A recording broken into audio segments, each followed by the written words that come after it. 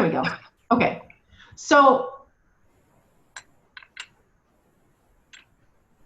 back to that. Okay, great. So the next thing is that we're going to look at the conversion rate. So if we have 100 people who come to our page, 50% of them would convert or opt in or do what we want them to do. So that's your conversion rate. So we're going to look at that as our conversion rate. Conversion rate for real in the industry is about 30%. That's pretty decent. Okay. So because you have people who are clickers and they don't know what it is and they don't know all this stuff.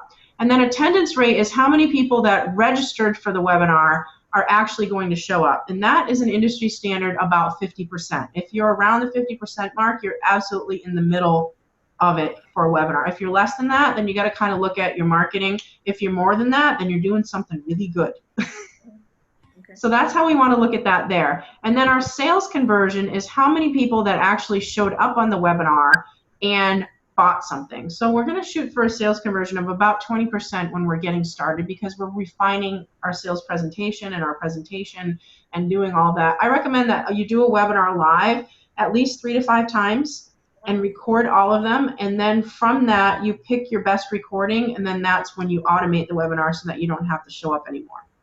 Right. So when you're first doing webinars, even like the people that I work with who've done thousands and thousands of webinars, they still do that same webinar 3 to 5 times and then pick the best one. So that's just standard. And then the type of letter is your, is it a sales letter, which is text, a video sales letter, or a hybrid? A hybrid would mean that it's text and video on the same page. So I always do hybrids, and then we're just going to add that in. Okay. So the next thing we're going to look at is, you said you had another coaching program. So what is your second program? 1,500. Okay. So that would actually be a downsell. So hold on a second. Let me generate this, and then we'll add in a downsell.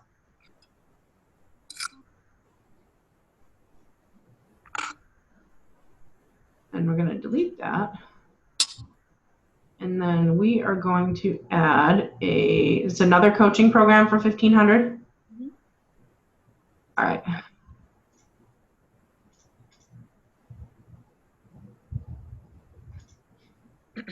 Which way do you normally go, Jessica? Do you go upsell or do you go downsell? I have my main product first, which should be higher. And then if they don't buy that, then you do a downsell. Okay. Yep.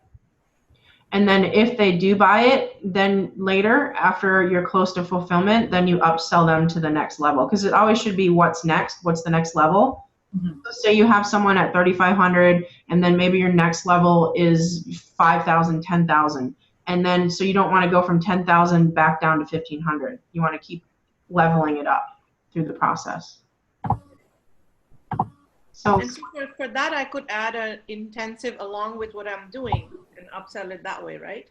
Yep. So you can upsell, and we're just going to do the base with a couple things, and then we're going to take a look at it and see how it all works out. Right. So how many hours do you do for 3,500? The hours I would be doing about 12 with one, like an emergency hour, like a floating hour. This is for someone who's actually going through divorce. But I would also give a lot of other tools and things that they can work on their own alongside with it. Okay. And is it like once a week, an hour, something like that? Yeah.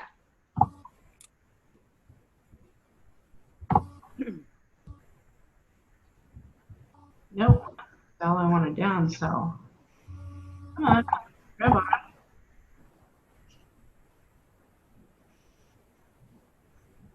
All right.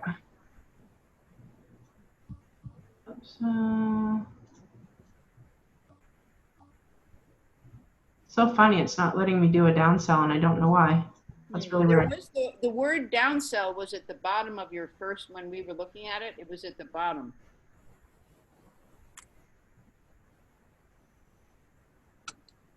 This is upsell. No, but way down in the bottom of that first page. Not this page, love. The one with that you were the calculating page. Oh, okay. Yeah. Once you hit enter on that, you can't go back. But technically, with this software, I should be able to just bump this and say downsell. But I don't know why it's not working, which is really weird. Huh. I don't know. So we can always go back and do the 1,500 first and then upsell it, right? Yeah, well, you always want to start selling your highest product first. Right, but I'm saying for this exercise. Well, yeah, okay. I just wanted to give you true numbers. So then your next upsell, we'll put in your upsell here, is a coaching program.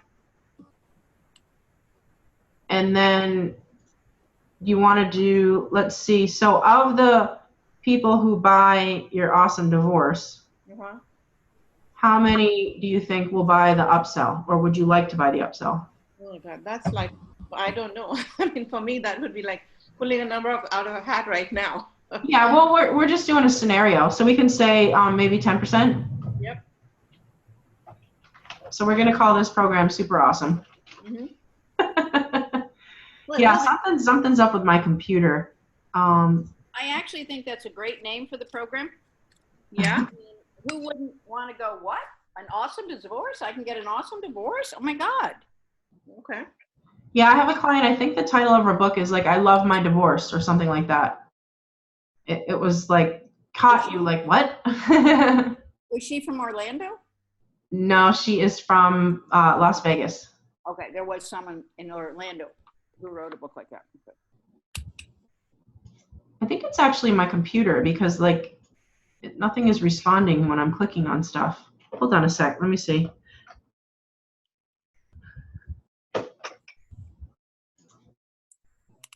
It's just misbehaving very badly.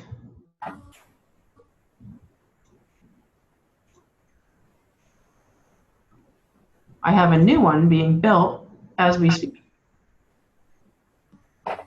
That's exciting. Yeah, Dan's downstairs putting it all together. Let's see if this helps this little poor beast of ours. Because it is not behaving the way that it should, that's for sure. It's like I'm clicking and nothing's happening. Which a Windows update came through this morning, so I'm not surprised. All right, I'll try refreshing.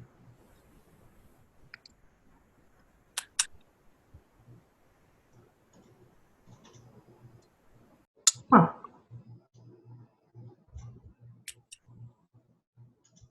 Really weird.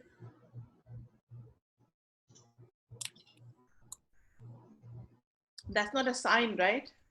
No. There we go. It's working now. Okay. So conversion rate, we'll say maybe 15%. You'll offer them the upsell, Mm-hmm. 2%. And then what is the cost of your Super Awesome? 5,000.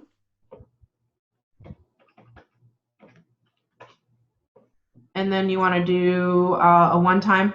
It's not a rebill. So you can build in membership sites and all that stuff. Oh, sorry, that's product cost. So you're just coaching, so there's no cost, hard cost per se. Well, there will be some in the Super Awesome because I'll have to probably, will include an intensive. So I probably have to rent a, hotel suite or something, or, do a spa day or something like that. Okay, so you want to do like 250? Yeah. Okay. Awesome. And then we have price and then payment plans. We can work that out again. Mm-hmm. So we'll say that 80%. And then the amount, the payment plan, we're going to do 3 payments. I don't know. I'm almost thinking this should just be like a one payment type deal, because whoever's going to take it, wouldn't they just like do it if they were going to do it? Or should I offer a payment plan for this too? Not always. Some people will be like, oh, I only get, X amount per month, or like I actually I feel like someone who's going to spend $5,000 probably would want to, like, be able to pay it. I don't know. I'm just guessing. Yeah, I mean, we can leave that out, and you can, we can always adjust numbers and do whatever.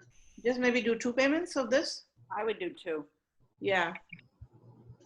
Okay. What I do is, like, if they do a 1 pay, I give them 10% off. Yep. Yeah. And that's how you structure it when you do the sale. Yeah. Yep.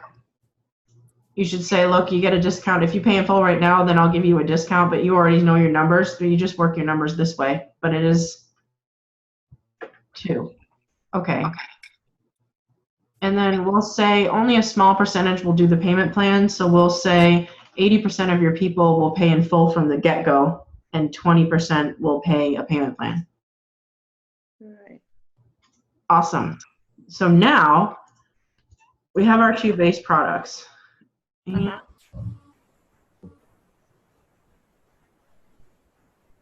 I'm just aggravated it won't let me do a downsell. Still. So that downsell is probably going to be what I'm going to sell the most to start with, though. So this is going to look like. Yeah. It, That's it just won't, interesting why it's not doing that. this won't really end up being accurate, I don't think. There we go. Now it shows up, Oh, cool. but it won't let me do it there. Okay. Interesting. So then if they don't want that, then the downsell will be your coaching program. Uh-huh. And then we'll say of that, maybe the most that you're going to sell is your first offer. Uh-huh. And then we'll say your conversion rate is maybe 25%. And then the product cost is 15. And then probably no payment plan for that. Oops, that's our cost. I'm not seeing the screen that you're seeing. I'm just seeing the. Do I need to refresh? I'm just seeing the original screen. Yeah, something might be stuck. Is everybody else seeing me move? Uh-huh. Okay. Okay. So how do I? Because I'm just seeing the little squares. I'm not seeing where you're doing the calculations. The calculations are like on the far right. They're on the far right. I exited full screen in order to see everything. Oh, okay. Got it. And then what is this coaching program? The 1500. Oh, that's right. Yeah. So this is. We have awesome and super awesome. So we have. Get started. Get started. Yes. How about peace and calm? Save your sanity. Yeah, a bit of sanity, just a bite. All right, awesome. So we have our products in there, and we started with a webinar, which is the blue, and then we have this is our first offer, and then this is our upsell, and then if they don't do that, then we're going to sell them a downsell. So Right. then we're going to come over here and we're going to say traffic, and for this we're going to say we're going to do Facebook ads. Uh-huh. So we're going to add in some Facebook ads. Uh-huh. And then we're going to come over here and we're going to say we want to do clicks at first. You don't want to do impressions. Mm-hmm. And a cost per click when you're getting started in your testing should be about $1 or less. Mm-hmm. You don't really want to mess with much more than that. And then the number of visitors that we have per month. So we're just going to say that we're going to do 1 webinar per month and that we're going to do monthly visitors. So we're going to say, on average, I was just working with someone, we had 104 people register for her webinar in a week. So we'll say our average 100 a week would be 400 per month. So that means your advertising budget for Facebook ads will be about $400 Okay. because you're paying $1 per click. Uh-huh. And then Quick question on that, Jessica. When you go to set the pay per click, it shows you a suggested price that you can set, right? Mhm. So Yeah. usually it's a lot less than $1. Usually it'll show a certain number of cents. So you still go ahead with that. Do you go with the suggested price or you go lower or higher? Well, the suggested price that they give you is based on how much of the data that you're using from them. Mm-hmm. So the more that you refine your data and target your market, the cost per click from Facebook goes up. Ah, okay. So typically when we have a very, very refined target market, it's around $1. Around $1 is good. Okay. I mean, I had one client that was doing a campaign. It was $43 per click, but he was just making a lot of money, so it worked for him. Wow. $43 a click. Yeah, but his conversions were like insane.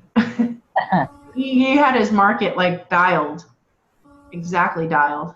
Mm-hmm. And then we'll say your conversion strength is 50%. So now we're going to look at that. And we're going to see, we have no expenses, some projections for this. So now we're going to look over here. And it's not showing up. Hold on a sec.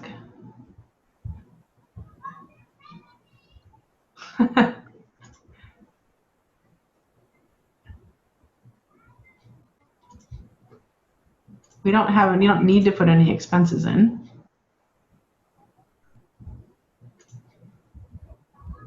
Oh, attendance rate. That's what was missing. We have no one showing up. I'm like, why is there no numbers in this thing? I'm like, wait a minute here. Okay, there we go. Now we got numbers. Okay, so based on this projection here, what we're seeing is that if we had 400 visitors, we're going to get 60 opt-ins, and that's based on 30% of the people opting in.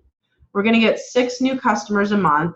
Our traffic is going to cost us $400. Our expenses are going to be $1,321, and our revenue total that we sell is $6,412.50, and we're going to make a monthly profit of $5,000 and a yearly profit of $61,000. So based on this, so that's a really good start for month 1. But we want to ramp it up, right? Who wants to make $300,000 a year? So, and this is really doable to get 400 visitors per month. And, you know, you can play with that and say, okay, fine. Well, I worked on this and I got my cost per click down to 50 cents per visitor.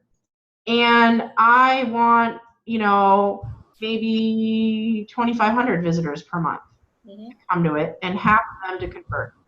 So now you'll see the numbers. Now we just upped it to $33,000 a month in profit just by changing our traffic structure. But you don't want to ramp up your Facebook ads until you've refined it a little bit. So that's why I always start at the dollar and the number of that. But what we can look at is when we come over here and we say, okay, so we're looking at the number of visitors. So that means in order to hold that number, we're going to look at $83 people a day should visit our landing page a week and a month, and 30,000 a year. That is really low amount of traffic as far as internet is concerned. That's not even like ramped up at all. You know, I have clients who have thousands of people going to their landing page a day. So this is like really based, I'm getting started, I'm learning it, I'm going. It means you have to have 13 people opt into your list a day, which is completely and totally doable, and you have 1 new customer a day on average. And this is, you know, spread out monthly and yearly and all of that. And then you'll see your revenue here. So you're already at, you know, $396,829. So you're over by $100,000. That's a good problem to have. Yeah. So if we bring it down and we'll take a look at, we'll go back. And we're going to put it back at our beginner numbers for Facebook ads. So let's say we're still paying $1 because we're figuring out how to do our Facebook ads. And then, you know, our traffic, we'll say, you know, our budget, what's your budget that you want to spend per month on Facebook ads to get started within the next 90 days? I don't know. What should be a good budget? I don't know what I should be budgeting. We'll say maybe 500. Okay. I start, you know, bigger corporate clients, I tell them that you got to give me between 1,000 and 2,000 depending on their target for the first couple of months while I'm refining their ads and all of that. And I'm like, this is, you know, just testing and all that, but they're going to get results from the testing. Right. So we'll look at that and we'll say we have $1 and then we have monthly visitors. We have 500 per se. So we're spending $500 for Facebook ads while we're figuring out what works with our Facebook ads, because there's a lot of variables with that, and we're going to talk about that when we get there. So now we're looking at it, and we just need 17 people a day and this and that. Now what we can do is we can say, what is our dream income? So right now we're making $76,000 a year at that level of things. So what we want to do is we want to say, well, Sue wants to make $300,000 a year. So the only difference between just starting and making $300,000 a year is just adding 23 more visitors a day, which really isn't that much. It's just doing it, and you end up, making $357,000 a year, and that's just based on this. The thing is that as you go through this, and you get better at it and you keep practicing, this is just a start. These are the numbers of typically what someone just starting out with webinars can do. Your conversions will go up here. Your sales conversions will go up here. Like I said, I had one client who converts 50% because he got good at sales, you know, and then 15% and 25%. Those are low numbers for conversions because you're still learning and processing all that. So I wanted to show you what it would look like and what the potential is just when you're in the learning phase, and how just a small shift of your dream goal, you know, just an extra 23 people a day of traffic, $23 a day, 23 more clicks, or, you know, if you're at 50 cents, 13 clicks, will bring you, you know, 13 bucks a day could bring you that much money per year once you build a webinar funnel. So the things that have to work well for you is you should really learn how to master the Facebook advertising, because a lot of it is hinged on that, right? And it's not even like, you can go back to the scenario and you can say, okay, so I'm going to do Facebook ads, but then there's other traffic. So do you have affiliates? Like maybe there's a divorce attorney that wants to send you his clients so that you work with them so that they're not driving him crazy. You know, that kind of thing. Or affiliates, other websites like that are divorce type sites that are sending you leads. You could do a lot of things. You can do not only Facebook ads, but you can do Facebook organic, and you can figure out a strategy for that. You can do things with your existing email list as well, and do that. So there's a lot of different ways that you can get traffic, but I generally start with, you know, Facebook ads because you're buying it and it's the easiest buy at this point that we have. So the first webinar that I'm thinking of having in October, I should target like $400 or $500 for testing out the Facebook advertising? You should look at, what I do is I start cold at $5 a day per ad, and I'll usually run 2 ads side by side. So my budget is $10 a day, $70 a week. And I'll run 2 ads simultaneously, and then I'll pick the one that performs better and turn the other one off. And then I'll throw another one into the mix and see which one performs better. And then after I do that a couple times, if I'm happy with it, then I'll go ahead and crank it up. Okay, and when you say happy with it, we're looking at, what was the original number that we were looking at? So happy with it means you're looking at your conversions per se. So we'll look at, let me see. I'll show you. This is one of the reasons why I like lead pages, is that it tells you all the stats on this, so you don't have to go hunting for it. I mean, you can look at it in Facebook, but Facebook's a little confusing with their template, whereas this one just tells you. So this is a real client, and we'll see here, we can see her analytics. So from her Facebook ads, we have a 27% conversion rate on it. So 344 people clicked on the Facebook ad and came to the landing page, and 92 people opted in for her webinar this week. So, and this is just this week. So we have a 27% conversion. Now notice here, this is to her existing lists. And this is a Facebook ad to cold traffic, meaning they don't know us, they've never seen us, they've just seen an ad. This is a Facebook ad to her existing list, which are people who have already opted in, and they're the only ones that see that ad. So with that, you can see here the conversion rate isn't that much of a difference between the people who know her and the people who haven't. And my best guess in knowing this client is that she's had people opted into her list, but she's never emailed them, messaged them, or marketed to them. So now they're seeing her kind of for the first time, and they probably forgot who she is, to be honest. Yeah. I mean, it's all about list building and staying in communication and staying top of mind. So she's going to have to do a little bit of work to work on her existing list to build that up. But overall, she has 92 plus 13, so she has 105 people registered for her webinar this week. That's great. And she paid, $344 for the clicks. Another question, I know you're using lead pages, but when you do the sales page, are you setting it up as a sort of a long form sales page with, all the information about her and you know, the usual, you Not know. for a webinar, not for a webinar registration. Okay, so that's more like a squeeze page? So this is the webinar registration page, Okay, and that's it. okay. Very, very simple. This template from Lead Pages is the highest converting webinar template that there is right now. Okay. I mean, you know, eventually it will phase out. Like you have to tweak in things like this right here, this big yellow thing. Mhm. I used to have frustrated with ice cream styling as a question Right. in this big yellow. Yeah. And then I was getting about 21% conversions on it. I wasn't really happy with it. So I changed that. I moved it down, and then I added a hot melted ice cream mess as the headline for it. And my conversions went up 10% within 24 hours. So sometimes it's just a matter of tweaking one little teeny tiny thing can make a huge difference in your ads. And you're not using a video on this conversion, on this page, on the webinar page either? Not for a webinar, nope. Webinar is plain and simple. You saw the ad on Facebook, you go to the webinar, you register, we're done. Okay. You don't want to keep pushing them through. You can put a video on here, but we haven't really seen that it helps or it doesn't help. Okay. Less work not to have to do that. This is easy to put together. Yeah, now on the sales page, that's a little bit different. Right. So on the sales page, you know, she will have a page there. So this is her actual sales page. Now, where does the sales page come into play? She's selling from her webinar. So she sells from the webinar, and she has a buy now button that pops up in the webinar itself.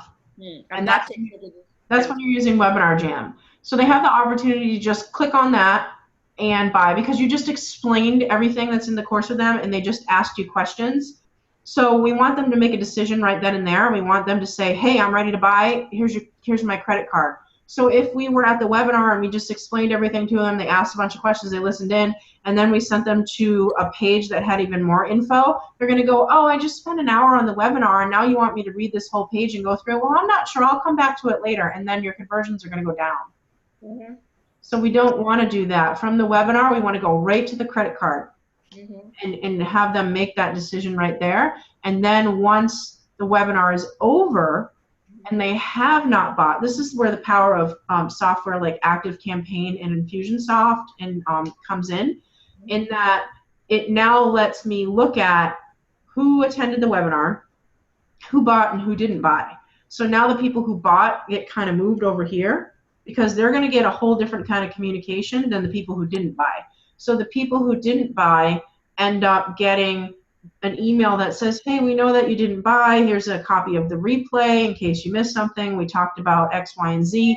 And by the way, you still have an opportunity. There's 24 hours left for your bonuses, but you need to act now. Here's the link to register. The amount of people that you actually buy in the follow-up is a lot less than the percentage of people who buy during a live webinar. Mm-hmm. So it's a huge number difference, but there are still people who are on the fence. And since we work so hard, we want to continue the follow-up process with them and set up an email strategy to do that for them.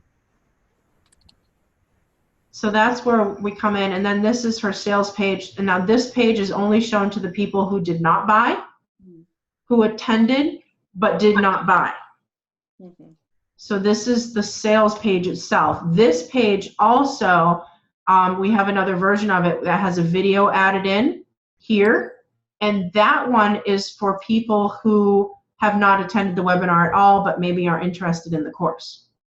So because they need more info to do that. Now the thing that we have, so what happens if someone registered for the webinar but didn't show up? You wouldn't necessarily send them to the sales page because they missed the whole webinar. So they missed the whole presentation of what everything was. So with that one, what we do is we have a replay page, and we offer them a replay and says, oh, we're so sorry that you missed the workshop, blah, blah, blah. Here's the replay. And then it actually is just a recording of the webinar with a buy now button. So they can watch the webinar. If they're interested, they'll watch the webinar to the end. If they like what you have to say, they can buy right there. We've made it really simple for them. There's no distractions in this page. There's no Facebook feed. You know, social media is very minimum. And the reason that we do that is the goal for them when they come here is to watch this video and click the buy now button, and we don't want to distract them. So we want the webinar in this case to sell the product, not the page. Mm-hmm. And that is pretty much a standard webinar funnel for follow-up. And then after that, the emails come through. So you have emails, you have a set of emails that go for people who bought, because now you want to say thanks. And here we're going to get started. And you want to send them some type of info immediately so that they feel comfortable with the sale, because they're buying an intangible product, which sometimes, you know, makes people nervous about that because they haven't really gotten anything. So you really want to make sure that that email goes out very quickly to let them know that you received their payment and you're really excited and to get started. And it should be a little personal. One rule of thumb that I always do when people buy online is that as part of the purchasing process, you get their mailing address. I actually mail them a postcard in the mail. And the reason for that is the satisfaction rate and the return rate and the participation rate of people who received a physical something in the mail when they bought online was significantly higher than people who didn't. So I have it set up where I have a postcard that I created that's just a custom design. It's one of my memes, the little pictures in the frames. Right. From the group. So that actually, just a postcard of that gets mailed out to everybody who purchased on the webinar. And that makes a huge difference. So all these steps, and I've done this, but if we're to the point where we want someone else to do it, where do we look? You have them in place? Well, I mean, I use Lead Pages, and I've been through this process. No, I have to, with the current program that I haven't really done all the work. Okay. So, and I'm just listening, and I mean, I don't know where I'm at, but I feel like completely like done. Like I'm overwhelmed, like paralyzed, don't want to take the next step. Okay. So I feel like that's when you maybe should outsource. Yep. Or book a coaching call. Okay. Okay, I'll get my next coaching call in. Did I hear a glass of wine was offered? Yeah. That's good too. I'm actually more of a Kahlua type person, but I was feeling some of that myself. I was feeling skeptical of the income levels, and I was thinking, well, is it because you're working with parents? You know, are you just underselling yourself? Are you, you think it matters about the product or obviously it's going to matter about the audience, right? Yeah. And it's promoting it and putting it out there. The cool thing is that once you have all these pieces in place, you literally go into, like, your lead pages don't change. And your webinar jam, you set up the webinar one time, and then you hit the clone button, and it copies everything that you already set up and all the connections, and then you just plug in your new date and you're ready to go again. So it's just cloning and doing it again, a few times and testing. It's not always perfect the first time. I was talking with Sue today, and I was working with a client, and she was on her second webinar ever for sales. And her first time that she did the webinar, she did her sales close very well. At this time, the second time she did her sales close, she was talking about her bonuses, and she kind of went rogue on me. And she actually added in a fifth bonus that we hadn't talked about, just on the spur of the moment, on the fly, talking about her free Facebook group where she'll critique your work for free if you join her Facebook group. And then she gave the link to her Facebook group and never asked for the sale, told them the price for how much the course was, or even how to buy the course. Oh, wow.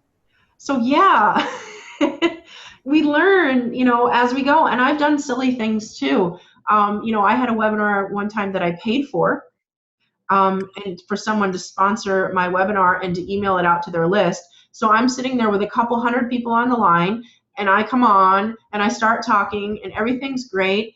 And I had my husband in the other room, and he usually monitors when I'm doing webinars to make sure the audience sees what I'm seeing, because that's not sometimes the case.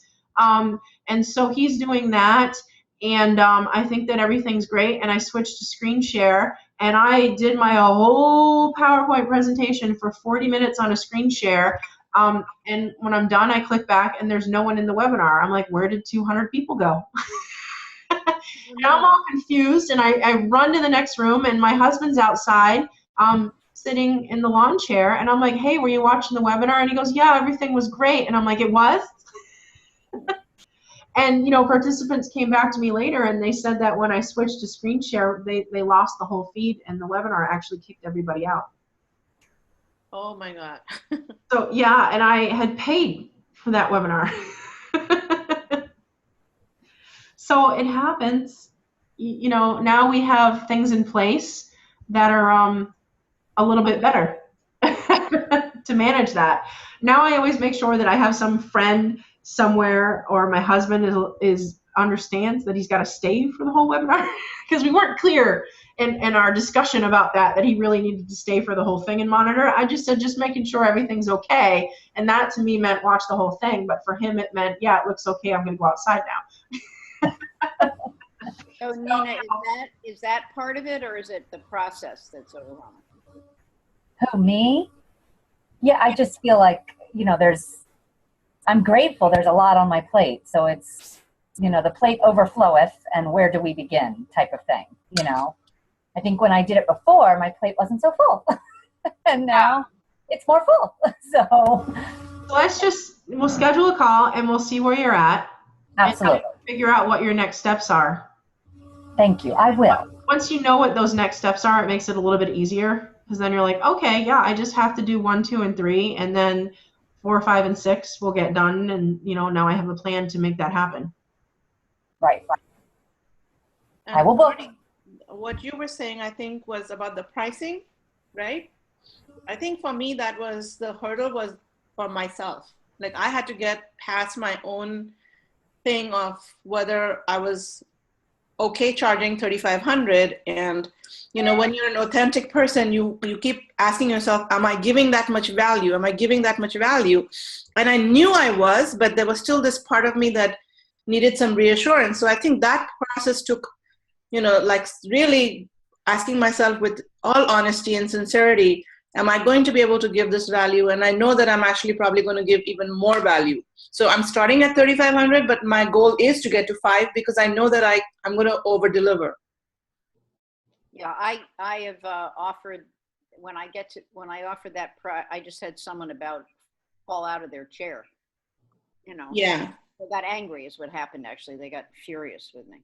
Yeah, no, I had that happen too with somebody, and she's like, she couldn't believe it. And, you know, and I didn't handle the sales call totally well, so I learned a lot from it in terms of how I would handle it this time.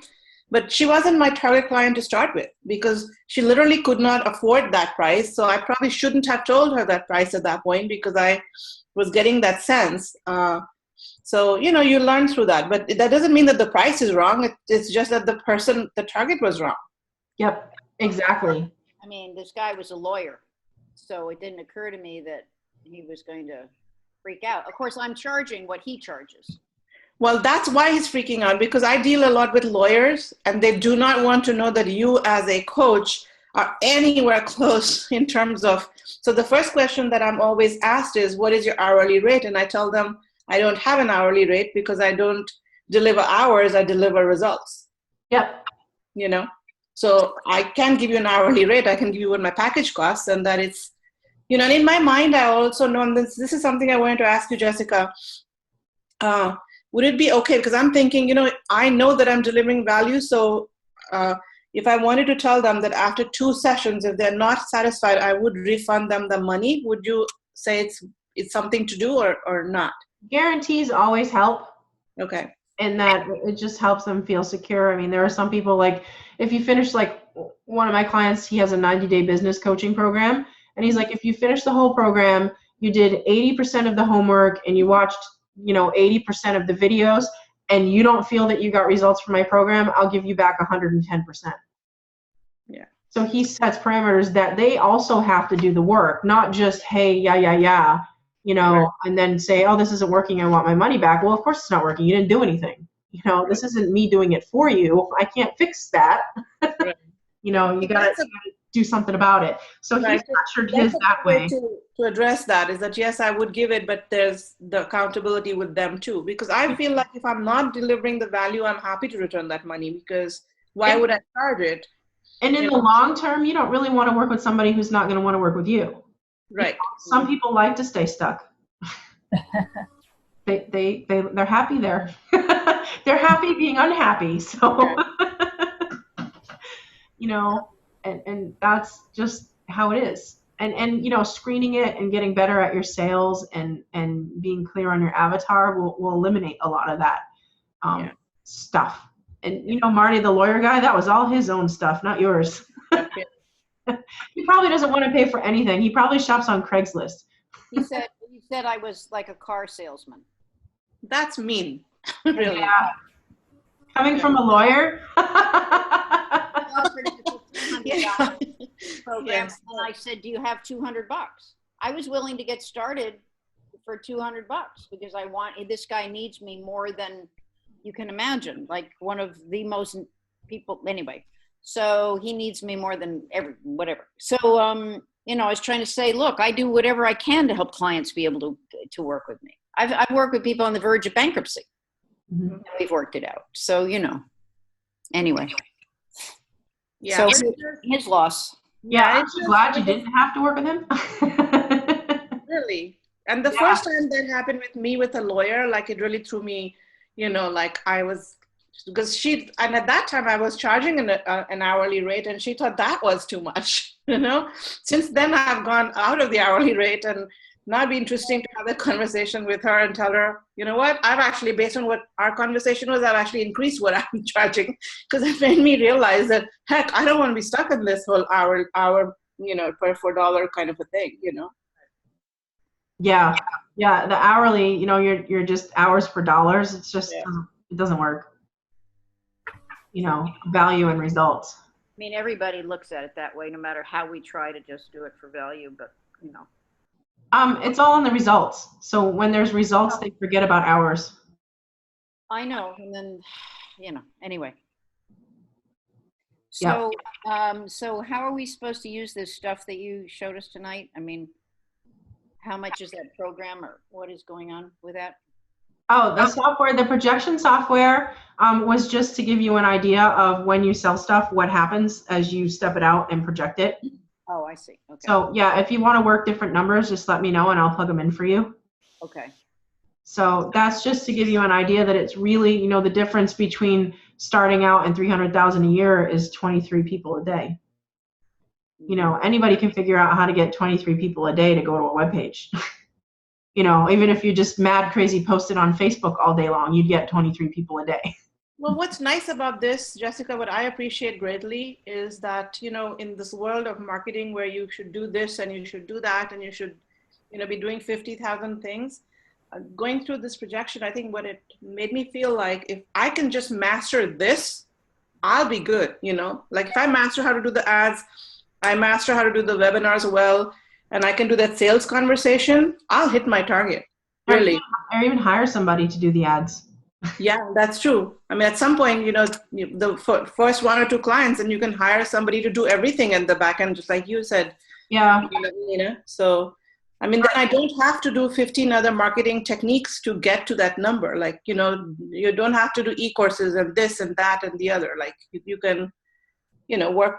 I guess the other part for me is that since these are coaching programs, I'd have to see realistically how many people I want to work with at that level. So that's where it would be a good idea to go off the one-on-one grid and do some, like e-courses or something. Otherwise, I'll be stuck in this mode all the time. I would do a group. I would actually do your downsell, your $1,500 downsell. I would actually change that to a group coaching. So look, you can work with me for $3,500 and we can work one-on-one. And if that doesn't, when they say no and they give you a firm no that that's not going to work, then you can downsell them and come back later and say, look, I know that we talked. I have a group coaching program. Maybe that's a better fit for you. And this is the price for it. And these are the times that we meet. So if I was going to do this in October, then I would have to have a target date in mind for a group coaching program, right? That I would then roll these people into? Yeah, you can see how it goes and just say, oh, we're starting in 2 weeks, we're starting in 3 weeks, after Yeah. your webinar. I like that. And, just so right now you're feeling and testing what people want and what people need. You may be surprised. You may find that most people want to do group coaching instead because they want that group, confirmation and validation that, oh, I'm going through a divorce and so aren't they. So that may appeal more to your avatar than just one-on-one. But then I worry that what if only 2 people want that program? Then I can't do the Facebook page with just 2 people. It's like, then it worries me that. Why not? I don't know. It feels like it's I don't know. I only have 3, but you guys get lots of attention. That's true. Yeah. So, Jessica, at the end of my webinar for the parents, we talked about doing a, breakthrough session. So should I stick with that? If that's what feels good for you with your products and services, with what fits, if you want to offer a breakthrough session, and talk with them about that. If anybody has any questions, they may not understand what a breakthrough session is, so you may want to just bring them into a strategy session and talk with them there. I mean, you're good at sales, so strategy, okay. That might be your better offer, to not sell directly on the webinar and move them to a strategy session. Right. Well, breakthrough session is a strategy session. I was using a different name, but okay.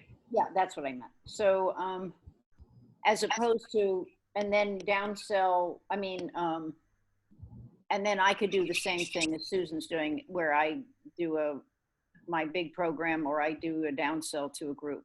Yeah, you try and sell in the big one first, and if it's out of their budget, or if it's not fit, and when you talk to them on the strategy session, you can tell. Right. You can start to tell what kind of person they are and where they're going to fit in the program.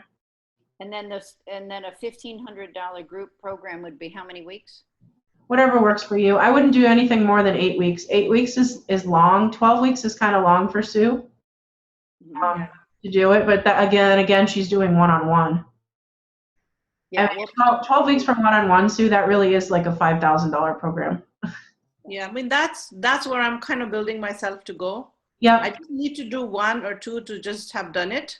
Sure, and get results. So what you can do when you're propositioning yourself is be like, look, I'm gonna, this is the program. I'm gonna charge $5,000 for it, but right now I'm looking for testimonials. So I'm willing to give it to you for the price today of $3,500, if you'd be willing to give me a testimonial, and actually put that in their agreement when they sign up, that they'll be willing to give you a testimonial of results, and you won't mention names, of course. And that you'll keep it anonymous, but just that they'll be willing to give you a written testimonial of results.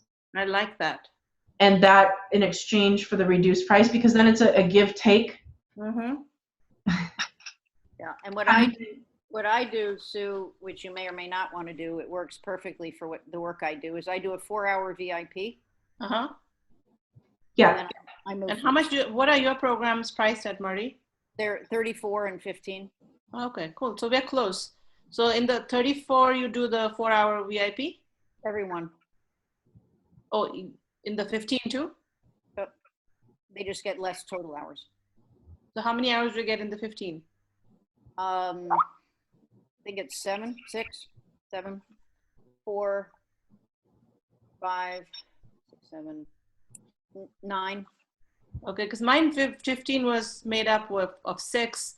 And the 35 was 12. Yeah. You also have to consider, when you're working with someone on that level for 12 weeks, how much time are you spending thinking about them? A lot. Process, and not the actual coaching.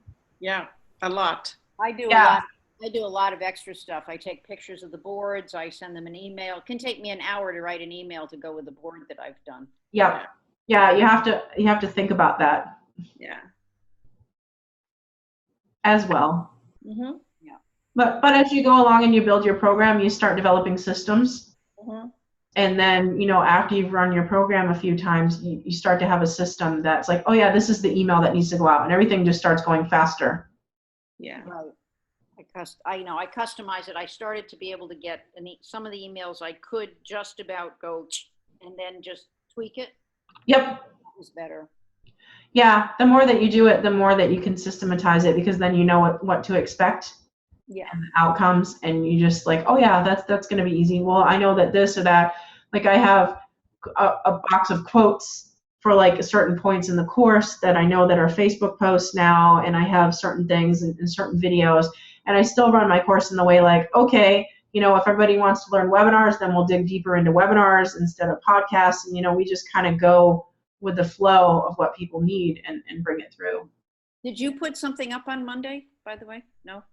Not this week, because I wanted to talk with everyone individually this week and see where you're at, because you're all like have a ton to do with the webinars, and also nobody had booked their interviews with me this week. What interviews? You were here last week. So we're supposed to do book a session with me to do a mini interview and send me 3 questions. Oh. Oh no, I missed that too. Oh. Yeah, it's okay. I figured that. It's fine. I know you all guys are like webinar mode, so it's good. But we still want to get you out there. Nina got her first booking today. Yay. I got a booking. Yay, I saw that too. You had posted. And Nina, and so Sue, we got to get you out there Yes. on some women's shows and some things and get that moving forward. Yeah, I joined that women's Facebook page thing. Yeah, that's a terrific resource for getting booked. Yeah, I missed the thing because I was with a client and blah, blah. But anyway, there was. You know, all you have to do is go up into the search box on Facebook and type in Tuesday, and it'll bring you to, it'll show you all the posts for the Tuesday, get booked Tuesdays. On their page. I mean, Yeah. Type in Tuesday. So let's see. I'll show you. Am I still on screen share? Yep. Nina, what are your programs? What programs are you offering? That's a great question, Sue. How about a great answer? Yes. I don't know. I had talked to Jessica about this. I spoke back in July. Mm-hmm. So when I spoke in July live to a group, I felt like I had to put a program together. So it's actually something I did online. It's 6 modules. Mm-hmm. And then I had also personal, like one-on-ones things. So it's kind of like, it was a 6-week course. Mm-hmm. And now it's all recorded. Mm-hmm. And so we were talking about going back to the people who didn't originally get it from that group and kind of target them again. So that's one program I have going on. That's great. And then what I need to work on, I wrote this down when we talk, is this show that Jessica helped me get on. You know, I can make an offer at the end, like a, free offer to build my list. And I still need to kind of really get something good there. I'm not real clear on that. Mm-hmm. And then there's some other things going on that are kind of not with this. That's exciting. Okay. And fits into who I am, but has kind of gotten me a little off. Okay. Yeah, let's book a time to talk about what the off is, because one of the things is that when you're in the middle of all this, it's really easy to get knocked off your mountain, per se, because like, oh, this happened, I don't really like this webinar stuff, it's all new, oh, it's technology, and I'm overwhelmed and this and that. Oh, shiny. Well, and it's funny because even though you say that, this is truly something that I'm obviously putting it out there somehow. Yeah. And I found on LinkedIn to do a facilitation, a 4-hour facilitation for a company with their top level executives. Yay. So your corporate side is growing. It is. So that's exciting. That is exciting. And did you ask them if you could film it? Oh, I haven't, but I'm meeting with them in 2 weeks, so I definitely will. Because that becomes a product. What's a summit? What was the product? She's saying if I video the when I'm doing facilitation with them. I will definitely. Thank you. Then you have a product that can just be sold. I like it. Yeah.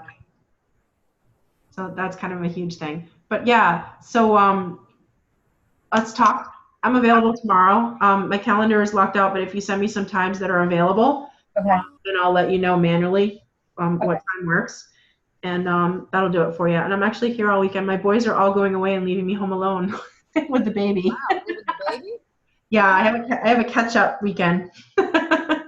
Wonderful. It's been really intense for me the past couple of days. I have an annual contract due with one of my biggest clients, and so we had very heavy, heated negotiations all week Mm, with that. So it's been pretty intense because it was a lot of money. I But I bet. won. Yay! Yes. I'm Congratulations. now a partner in the company. Oh, wow. Fabulous. Wow. Yeah, and in charge of online marketing for a very nice piece of the revenue share. Right. So yeah, so yay, That's awesome. it'll be good. And so on the website, the Women Speakers Association, here's how I do it, Marty. I just go in and see the search box over here on the top right. Yep. Just type in looking for speakers, and then it'll bring up all the Tuesday posts going way back, way back. And you can just click see more results, and it'll go on forever. So you can just keep going through and seeing which ones resonate for you. But where do you see, I see where it says, are you looking for speakers, but I don't see them answering the question. Oh, here in the comments. Open up the comments. Oh, sorry. Oh, Yeah. I see. I really am that ignorant. I apologize. So here's how I knew that. When I saw her post, it shows that she posted it with Buffer. See here, Buffer? Yeah. So that tells me that she put it into an automated social media system, so the text is probably the same every Tuesday. Right. So then I know if I search for looking for speakers, it's going to pull up everything because she's just copying it every week. Okay. You're so smart. Really. I know. Really. So just observant. Well, you know where to look. You know, it's not just observant. You also know where to look, you know. Yeah. So then you can see here there was 44 people that posted different things. Mhm. And you'll see here, Women Who Rock with Success is seeking a guest for their professional women's broadcast. Inbox me if you're interested, and our broadcast airs live each Thursday at 9. We'd love to have you as our guest. That one would fit for all three of you.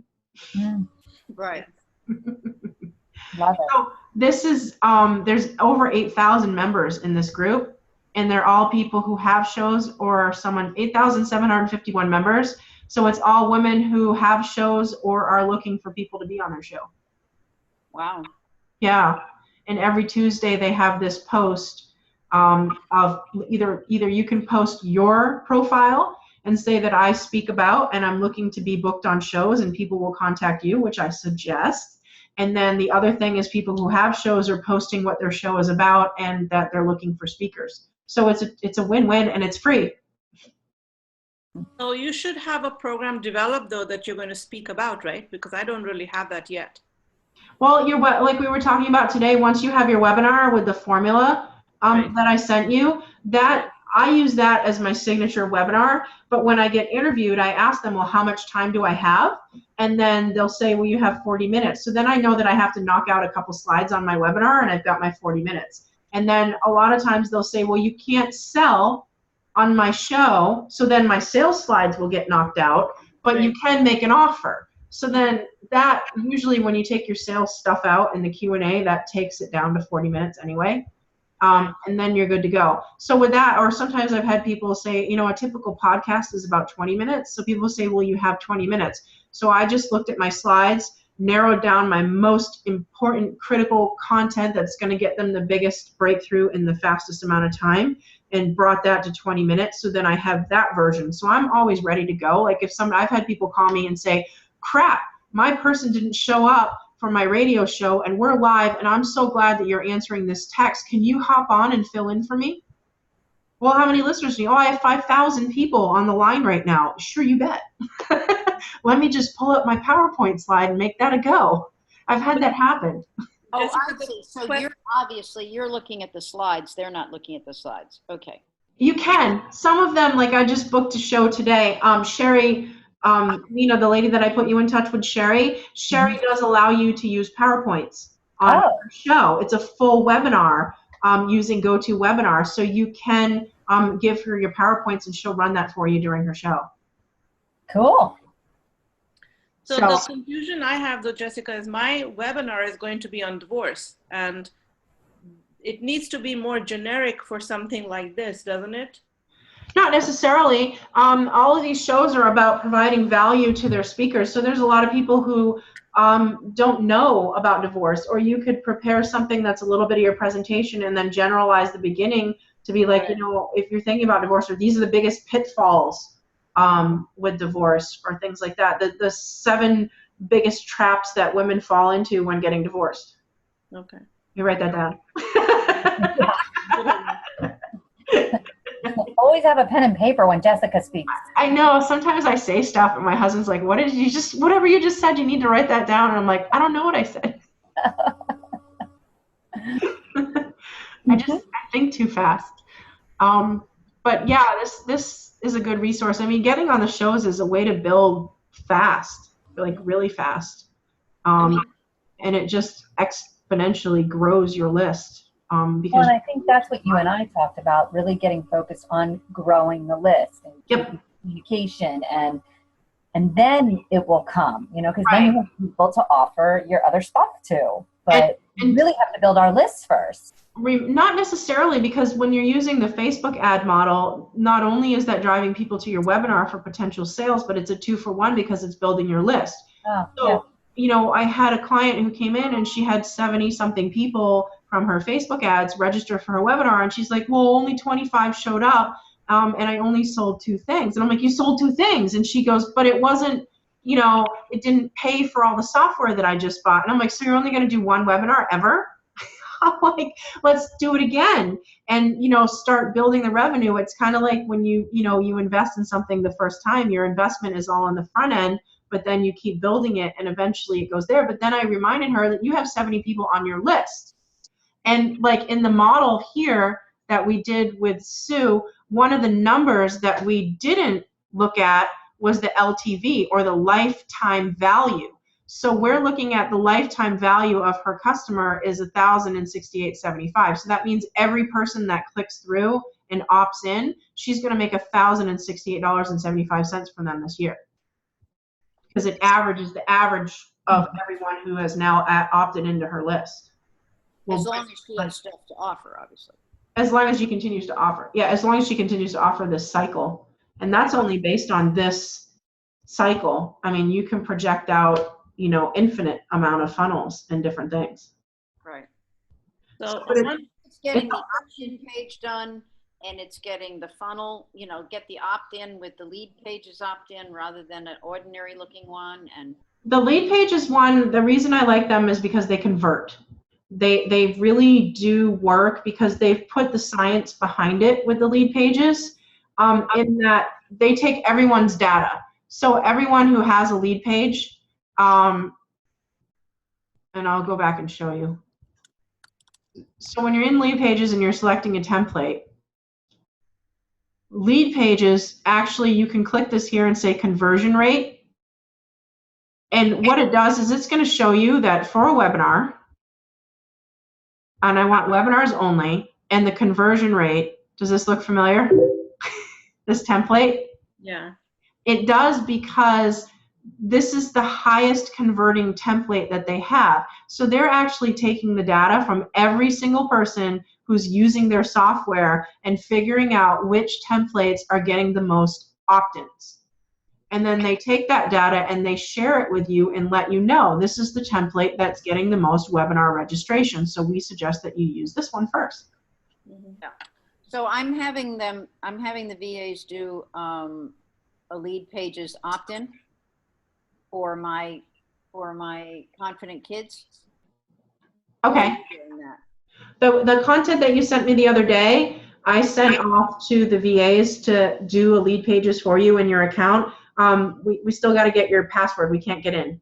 I know. I just changed it and I put it all into LastPass. Okay. All right. And we'll hop on really quick after that and make sure that we can log in, because the neat thing about people in the Philippines is that they're just waking up now. I know, exactly. Yeah. So if we give them stuff before we go to bed, you wake up in the morning and it's like Keebler Elves. It's all done. I've given them about 5 projects.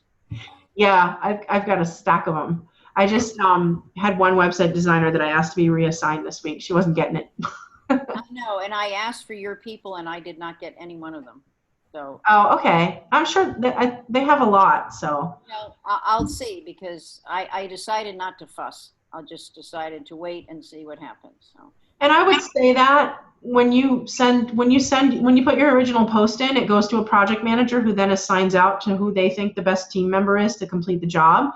So let them know I'm not a techie person and I'm going to need someone who knows this really well and can just take it and go with it. right. So just let the project manager know that. Whereas I let the project manager know I am a techie person and I know what's going on, so I prefer someone who can go with it, but I'm going to give them some advanced direction. And I let them know that. So it's just an easier way to work with projects. So if I just tell them lastpass.com. What you want to do is you want to ask them what is your LastPass email address? Okay. And then they're going to send you an email address back, and then you share the login with them. There's a little icon and it's like 2 little heads, 2 little torsos. Right. And you share it. So for you guys, Sue and Nina, do you know what LastPass is? You had mentioned it last time. So LastPass is a free piece of software that actually manages all your passwords and your logins for you, so you don't have to remember them all. And what it does is, say I'm working with an outsourcer, I can go in and click on share, and then I paste in the outsourcer's email address, and then that outsourcer will be able to go to their LastPass account, click on a link, and it will log them into my system, but it does not ever show them what my user ID and password is.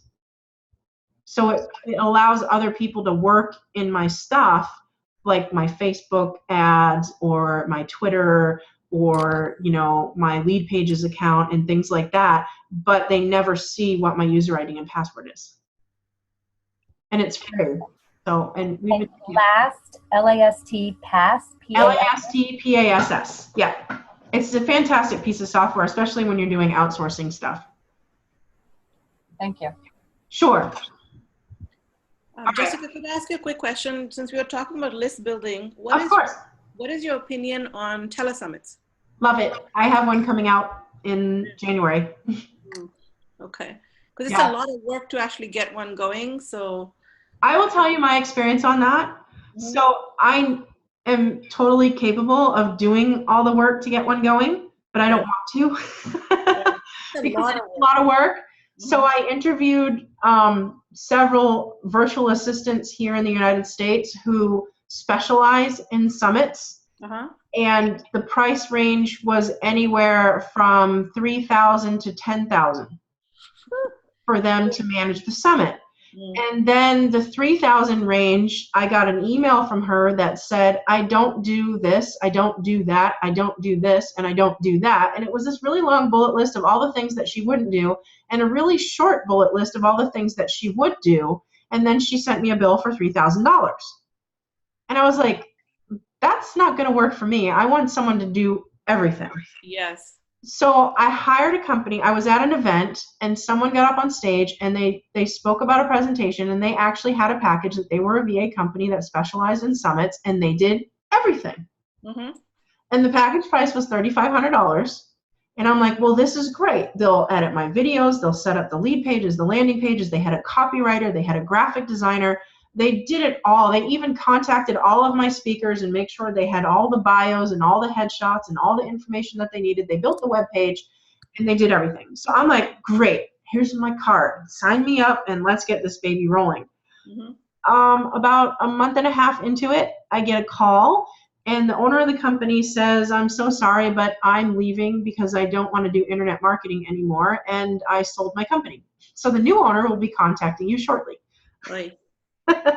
So my summit is actually supposed to be October 23rd, and we now just had to move it to January. because of that situation. So having a summit and managing it is a lot. Can it add a ton to your list? Yes. The business projected model that we have for my summit with the 21 speakers that I selected, if my projection is correct, should be about $100,000 in sales instantly at the end of the summit. And then long-term value of the new people that I added to my list is exponential. So it makes sense to do that when you have a really good offer that you're going to, it's not worth it just to get a list going when you don't have a whole lineup of products that you're going to sell after that, right? Well, it is a way to build a list, but you should offer something on the webinar. I mean, on the summit, it is something. Basically, your summit interview is a webinar. Right. And it's just a whole bunch of webinars stacked on top of each other all at once. Right. But where you make, you're building a list because like you came to me and said, hey, Jess, can you be on my summit? And I'd be like, sure, absolutely. And then you would say, well, how many people do you have on your list? And I'm like, well, I have about 5,500. And you'd be like, great. Okay, I want you to email to them one time and do a solo mailing for the summit. So now everyone from my list, that when I email out to my list, I email out to 5,500 people and I post on my social media and I say, I'm going to the summit, sign up now. Everyone from my list who signs up for your summit, they're now on your list. Yeah. So when you take that and you times it by 10 speakers, 20 speakers, 30 speakers, you end up with a good addition to your list very quickly. Mm-hmm. Plus, there's also the back-end affiliate. So all of the people who you invite to speak are usually have something to sell or offer. So you would ask them if you could be an affiliate, Mm-hmm. and when they sell something, they give you a commission. Right. Okay. So there's a lot of ways to make money with the summit. Yeah, I think I'll make that a 2016 project after I've got a few webinars under my belt. That's really, get solid on that with the webinars and all that, because you're going to be interviewing all those people. So if you have a summit with 20 people, you're going to be doing 20 interviews. Yeah. And if you're the type of person who says, oh, heck, I just want to get really good at interviews really fast, then you want to do a summit because you're going to do 20 interviews in a week. Right. I'd be a wreck. No, I need to take it slowly. Baby steps for me. Yeah, which is how I learned how to public speak, because the first time I went to a BNI meeting, that 1 minute to do your sales manager minute was painful for me, and I almost passed out because I couldn't breathe, because a minute was like way too long for me to talk about anything in front of other people. And so I knew that was an area in my life that needed to be improved and something that I needed to get over. And of course, when you put something out there, the universe will always provide for you. So lo and behold, I go to the chamber lunch and they put this flyer in front of me that says, we're going to do this speed networking event. And there's going to be 100 people there, and you get to do your presentation 10 times in front of 100 people all in one morning. And I'm like, sign me up, because I'm going to get really good at my sales manager minute. So I went, and I was terrified, and I did my sales manager minute 10 times in front of, have you ever been to speed networking? No, I'm thinking of putting myself out there for that at the chamber in West Palm. So I think it's really fun now. And you have a table of 10 people, and there's 10 tables, and everybody rotates. So in the end, you do your 1 minute presentation 10 times, but you present it to a total of 100 people. Wow. And so it's rapid fire. Like everyone, you do your 1 minute, you sit down, the next person does their 1 minute, sit down, and all 10 people do it at the table, and then you change tables. And so do you really listen to all of them and get something out of it? Because it's overwhelming, but it gives you, from a speaking perspective, you're like pro at the end of that. So that was my thought. So I went and I did it. And then at the end, I'm talking to my friend and I'm like, oh, that was the worst. I was horrible, and it was terrible, and I was so nerve-wracking, and I can't breathe, and my hands are still shaking, and I'm all sweaty, and then I hear my name being called, and again, Jessica, and then somebody grabs my arm, and they're leading me on the stage. And I'm like, what are you doing leading me on the stage? And I'm absolutely freaking out that they want me to go on stage and get a microphone. And they're like, congratulations, you won the best sales manager minute of the whole event, and you were voted by all of the people at the event. That's cool. And I was like, oh, I guess I got better at this. cool. Yeah. So it was just kind of, that experience of doing it again and again, because repetition is the key to mastery, and, owning that Yeah. and saying, maybe first quarter of 2016 is a really good time for you to schedule a summit and push your limitations on that. Yeah. Yeah, out of your comfort zone. Yeah, but I would like to hire someone to do the back end, because that's too much of, it's too much work that would freak me out, because it's too much technology at the end of it. Yeah, the new company that I'm working with is less than 3,500 to do it. I'm not ready to recommend them yet because we have some ironing out to do, because I paid 3,500 and I asked for the Bentley. Yeah. And I'm getting the Yugo at this point because they were paid the Yugo price to do my job. Yeah. So yeah, so it's a little bit of a sticky, but there are, people out there willing to do it and get it done. I mean, even, Yes. yep. Once I get their email address, their Hoopy-Doo email address, what do I do with it? For who? For the VAs? And Oh, you go to LastPass. I'll show you. Uh-huh. So you just log into your LastPass. I'll pop right in since I have screen share on. Oh, okay, wait a minute. I've logged. Ooh, it's 8:30, guys.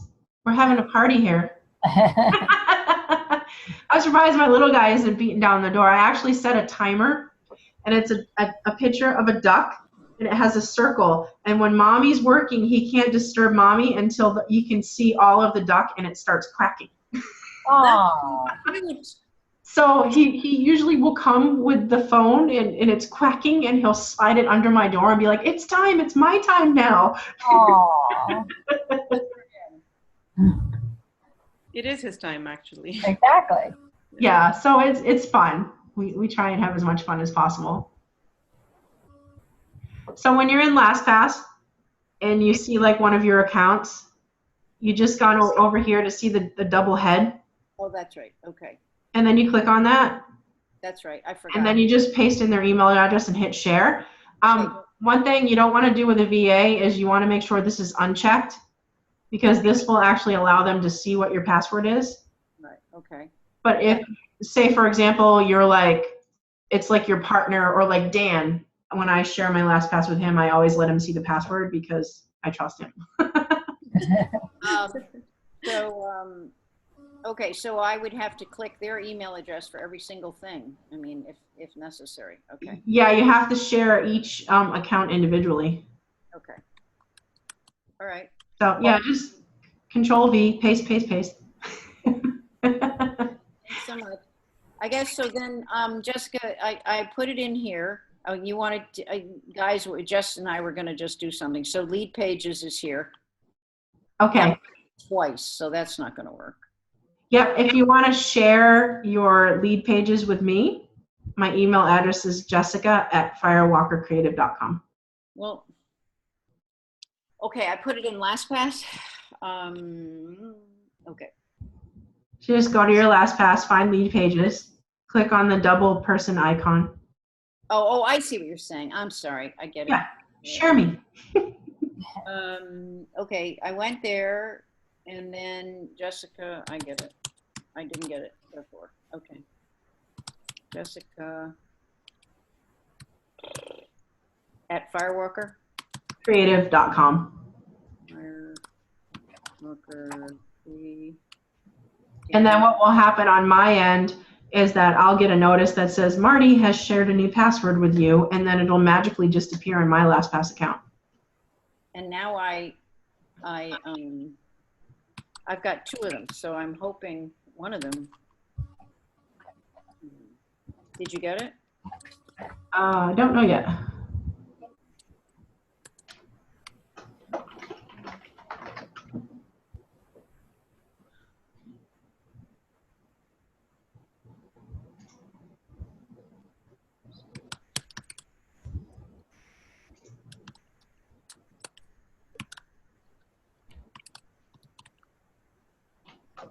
Okay, I'm sending you both because I think they may have different passwords now. Okay. Yeah, nothing has come through yet. So It may take a minute. So where it says password, there's no way for me to see the password. In your LastPass account, you click the little eyeball icon. Okay, I'm on, okay, so I click edit and then the eyeball. Ah, Then it'll review. okay. So I had lead pages at No BS Coach 924 exclamation point, which you said didn't work. So there's that one. And now we have the other one, which Yeah, is, so you want to delete that one if it doesn't work. yeah, I will. Well, I will.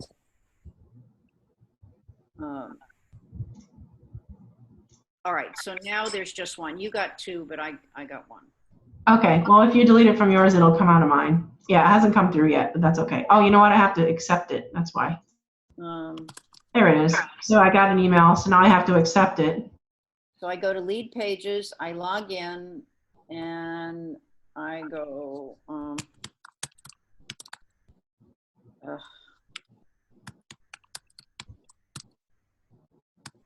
okay, and log in. Yeah, I got your two. And I'm in. Okay, I'm in. Using Okay, great. All right, thank you so much. You're welcome. So now we're waiting for that. And then, so I still don't have the link yet. So, but as soon as you can get it, that would be great, because now I've got places that I need to get it up as soon as possible. Yay, now that we can get in there and we can build it out.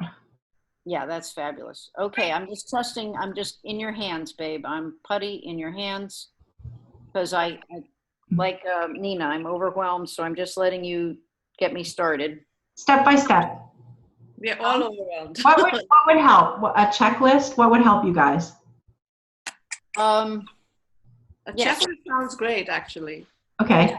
For like putting together the webinar in order, like a timeline really helps me. You know, like do this first, then do this next, then do this at the same time, something like that. Okay. Yeah, and then all your little, lead page, opt-in lead pages, landing page lead pages. Okay. That kind of thing. All right. I'll work on that for you guys. That'd be great. Thank you so much, Jessica. This is That'd be so great. incredible. You're welcome. We want to get you guys out there and broadcasting. Yeah, and then also we need, so when you do that, for your own sake, for other classes, is then put your affiliate links for each of the things. So if we want to buy the web gem and all that stuff. Yep. Okay. Yeah. Will do. And I actually right now don't have lead pages, so I'm going to try my first webinar with Thrive to see how it goes. But then I would like if I do sign up for them, I would definitely like your affiliate link for that. Okay. I think it was what, $37 a month? What is the lead pages? Yeah. Yeah, I would sign up. You think I'm going to use it like that much? I'm just like concerned that I'm going to sign up and then it's going to be like $37 every month that I'm not using it up. This Miss $500,000 girl. We're going to be doing lots of webinars here, girl. Yeah, and it's 1 month at a time, and it really is the simplicity of it, because you have ActiveCampaign for your email. No, I have Aweber. Aweber. So Lead Pages connects to your Aweber. Okay. So when someone signs up for your webinar, it goes to your Aweber account simultaneously. Okay, so I'm going to sign up then, basically, because you also know that and understand that, so you can help me better with that then. It just, in the long run, it makes it easier because it's more automated and less stuff.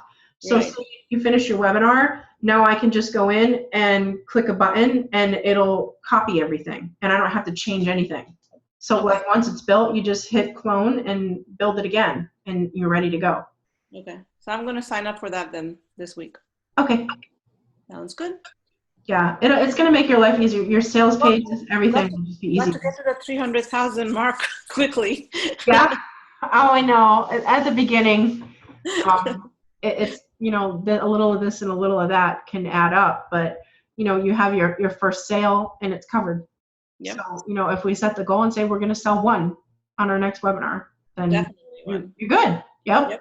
Yeah, that's all I need. I get one, I'm like pumped up, then I can do it many more after that. Yeah, it just takes one sometimes to bring you over that shift. Yep. I would look forward to that. I've had it where I've had 80 people on the webinar, and it's a long story, but I had nobody on the webinar by the time I finished talking. Hmm. And it was because, and I was talking, but it was like, oh my God, it was just the worst experience. That's got to be devastating, What, actually. what did you learn? Not to do that, what I was doing. Okay. Okay. The whole thing was just, if you couldn't have had more glitches if you had Yeah. even worked 100 hours a day to have the number of glitches. And it was just the universe telling me, stop.